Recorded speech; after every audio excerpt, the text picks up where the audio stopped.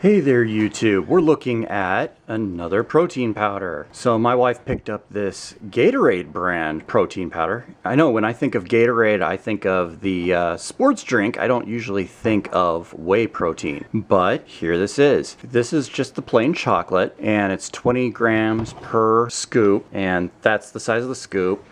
You can see what the powder looks like. It's actually a bit more finely ground than what I see a lot of the other powders. So that's an interesting difference there. Yeah, I just tasted the powder right off my finger. That's a little intense. Yeah, you mix it. What we're looking at 20 grams of protein. So that's about 80 calories for 120 calories total. So what's that? About 2/3. So about 66-67% of your calories come from protein for this one. So that's actually a pretty good ratio for the whey proteins that you buy. And let's look at the ingredients here. So we've got the whey protein, which better be the biggest part, otherwise you're not getting much protein in there. Cocoa, so chocolatey. That's why the chocolate is so intense. That's awesome, especially if you love chocolate like I do. Milk protein isolate. So it looks like they use isolate to help get the protein content up. Salt, probably for flavor. Carrageenan, probably for thickness. Maltodextrin, dextrin, dextrose. Those are all probably for sweetness. And yeah, I've had some of this before, so it's kind of sweet. And let's see, xanthan gum, that's a thickener. Sucralose, another sweetener. That's a lot of sweeteners in here. Modified food starch, soy lecithin. So soy lecithin is usually an emulsifier to help your stuff mix up. Contains milk and soy for the allergy stuff, so you're aware of that. That was about 40 bucks for this on Amazon is what she found it for. I haven't done the math on that. You're gonna have to do the math on that.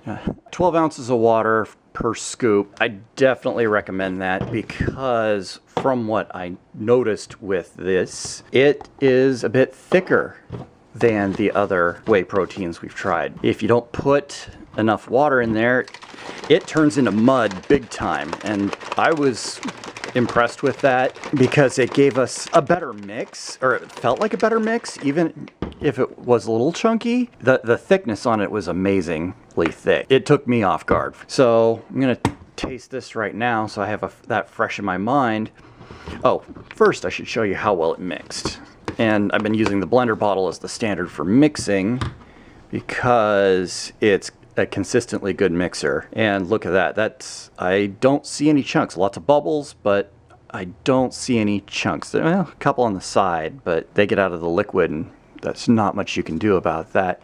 Well, no, it looks like it's still pretty chunky. That's something to be aware about. Probably why they have all that other stuff in there to help cover up for that.